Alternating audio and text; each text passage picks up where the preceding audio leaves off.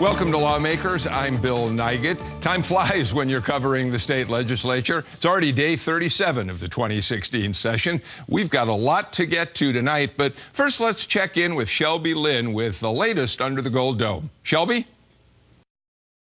The campus carry bill could be in trouble now that Governor Nathan Deal says he won't sign it in its current form. Deal says he's concerned about the safety of high school students who take college classes and children in campus daycare centers. He also believes university officials should have a say in which campus building guns would be allowed. We're waiting to see if the Campus Carry Act will be attached to two other gun bills that are still in committees. After today, though, campus carry supporters only have 3 days to get the measure revised. Thanks, Shelby. So let's get to our studio conversation. I'm here with the AJC's Jim Galloway, Representative Scott Holcomb, and Senator Josh McKoon. Jim Galloway, yesterday, Governor Deal sort of dropped a bombshell on everybody. Campus Carry, the controversial bill to begin with, had passed this House, and then last Friday, after a long and heated debate, it passed the Senate, and it was on its way to his desk, and he had said, yep, I'm going to sign this. Yeah, so we thought we were done with. It was done on Political Rewind on Friday. We said done deal. It's done over. Deal. We had taken it off the table, and so about what 4 o'clock on Monday, he puts out a press release that says, you know, I've signed every pro-gun bill that's reached my desk as governor, but I've got some real questions about this bill. Specifically, the portions that would allow daycare centers at university university campuses to apply to the concealed carry areas. And he raised, for the first time, I believe, the question of high school students that matriculate on university campuses, and that they would be in this mix as well.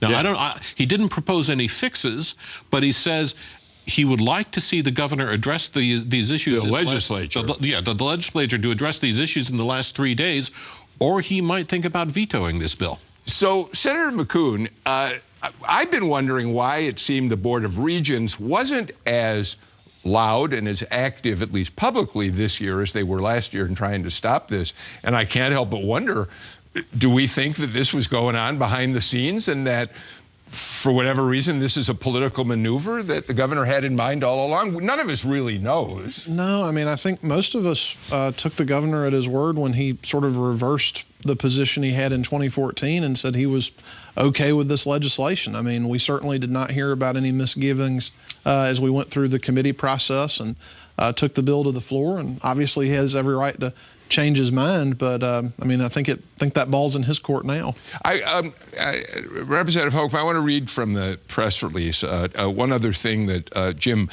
didn't mention.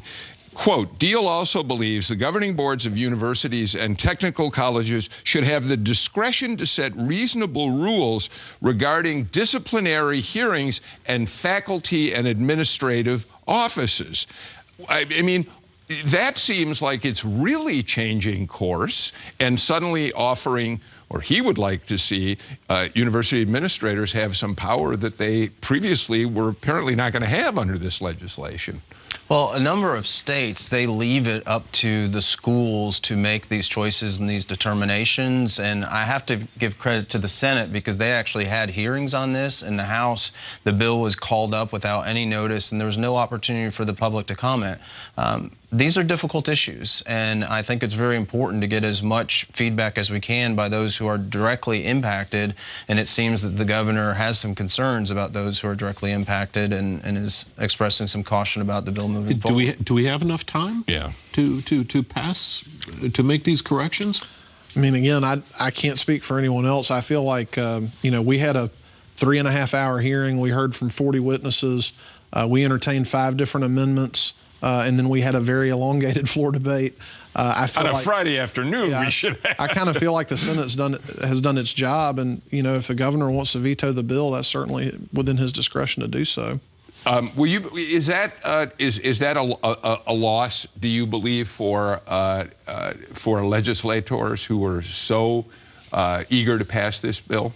I think for conservatives who entered this session in 2015, hoping over the 2-year biennium that we would have robust religious freedom legislation, campus carry. There's a lot of disappointment that might be right around the bend if we don't get these things passed.